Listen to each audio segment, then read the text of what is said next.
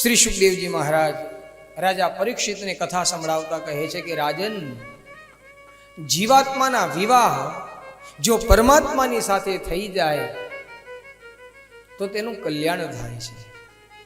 આ કોઈ સામાન્ય વિવાહની કથા નથી. ઠીક છે, આપણે તો આનંદ ઉત્સવની અંદર આપણો પણ દેશ ઉત્સવ પ્રિય દેશ છે, પણ સાચા જે વિવાહ છે ને તે લાસ્ય ભક્તિ છે.